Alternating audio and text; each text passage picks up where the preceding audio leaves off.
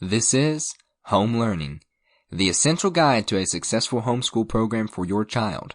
Discover effective homeschool strategies that would make learning at home a breeze. Written by Leslie Greene. Read by Luke Jeffrey. Introduction. Regardless of your reasons for wanting to homeschool, one of the questions that is probably burning in your mind is, do I have what it takes to be an effective teacher? Will your children buckle down and get the work done? Can you get rid of the distractions in their lives so they can learn and focus more easily? How do you separate family time from school time so it's well balanced? And how will you still find time to complete your own personal tasks each day while still being available to your child? One of the first things you need to keep in mind is to be a parent first and an educator second.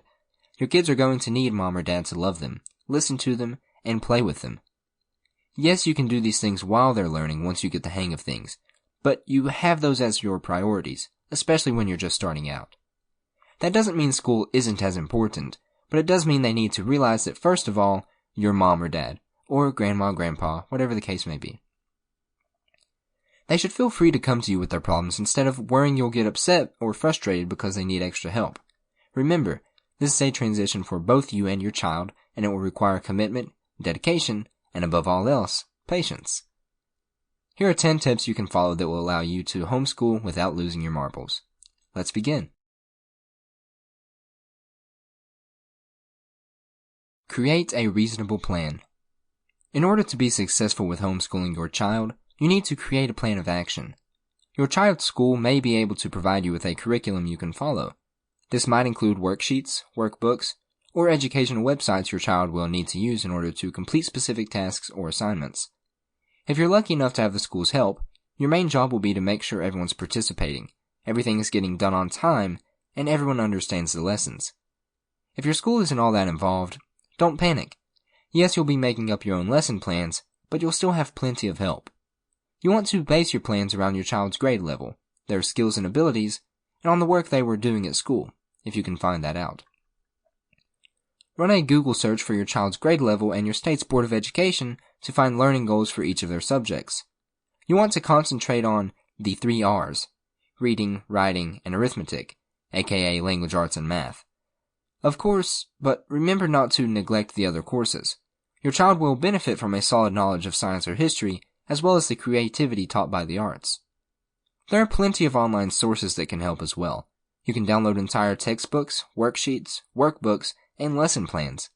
You can also get involved in Facebook groups dedicated to homeschooling, if you need help or feel you'd benefit from the encouragement from other parents who may be facing the same challenges.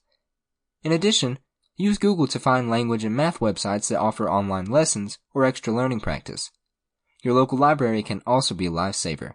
Get to know your librarian and find out what kind of resources they may offer. Talk to your child's public school teachers and find out where they obtain the materials they use to teach with. There are plenty of good resources you can use in your classroom, and we'll talk about some of them in this special report. Teachers can help you learn where to find these resources and which ones will actually work. One thing about lesson plans: make sure your objectives are something concrete that you can measure. For example, you want them to be able to count to 10 instead of be able to know addition, to recite a short poem instead of appreciate poetry. Establish a daily routine. You're probably not going to be able to schedule a routine in the same way the public school did. However, it's important that you create some sort of structure that will make it easier on both you and your child. Establishing a routine will help your child know what to expect. It'll help you plan out your days so you have the time you need for your own work or activities, and it will create a clear divide between personal time and school time, which will help your child stay focused. It's usually best to take care of your schedule first, then see where the homeschooling will fit into that. That way you're focused and able to dedicate the time to helping your child with their schoolwork, free from distraction. When you're homeschooling, it's important that you and your kids follow a bedtime and wake-up routine as well. They should try to wake up at the same time every day and change into work clothes, instead of lounging around in their pajamas. That way your child is retaining a similar schedule and routine that they did when they were attending school. You too should lead by example, being dressed and ready in time for classes. Create a daily routine that everyone follows. You won't have the traditional 8 to 3 Sample complete. Ready to continue?